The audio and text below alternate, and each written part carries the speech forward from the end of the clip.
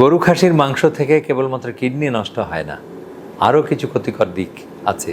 যেমন আপনার uric acid যদি বেড়ে যায় তাহলে যেমন পাথর তৈরি হতে পারে, তেমনি ডিসলিপিডিমিয়া মানে রক্তের চর্বির আধিক্য তৈরি হলে মানে রক্তের নালীগুলি সরু হয়ে যায়।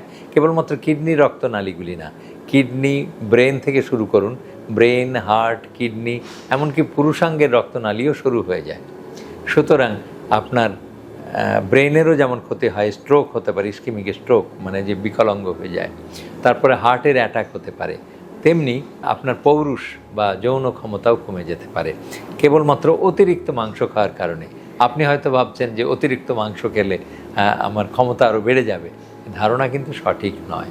আপনার ডিসলিপিডিমিয়া যদি থাকে, আপনার রক্তের চর্বির আধিক্য যদি থাকে, অনেক বেশি মানে লিপিড থাকে শরীরে, তাহলে আপনার এই মাংসগুলি আপনার জন্য ক্ষতিকর। তেমনি এই মাংস যারা এই যে বারবার মানে একটু আগে আমরা আলোচনা করছিলাম এক জায়গায় যে এক কোরবানির মাংস আর এক কোরবানি পর্যন্ত টেনে নিয়ে যাওয়া, অথবা বাজারে কালাভুনা নামের এক ধরনের মাংস পাওয়া যায়, অথবা গ্রিল মাংস পাওয়া যায়, এই প্রত্যেকটা জিনিসই আপনার দেহের মধ্যে ক্যান্সার তৈরি করার উপাদান সরবরাহ করে। কাজে কালাভুনা নয়, এক কোরবানি আর এক কোরবানিতে টেনে নিয়ে যাওয়া নয়, এবং মাংস পুড়িয়ে রান্না করে খাওয়া নয়, যেমন আপনি গ্রিল করে খাওয়া নয়। এইভাবে খেতে খেতেই আপনার দেহের মধ্যে ক্যান্সার তৈরি হওয়ার উপাদান বেশি বেশি জমা হতে থাকবে, আর আপনি ক্যান্সারেও আক্রান্ত হতে পারেন।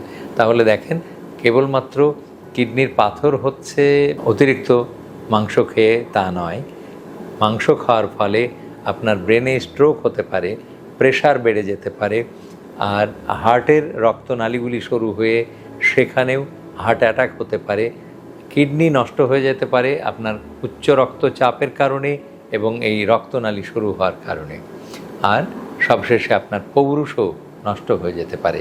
সুতরাং এই কোরবানিতে আপনার শপথ হোক যে অতিরিক্ত মাংস খাওয়া নয়, অতিরিক্ত মাংস বিলিয়ে দেয়া।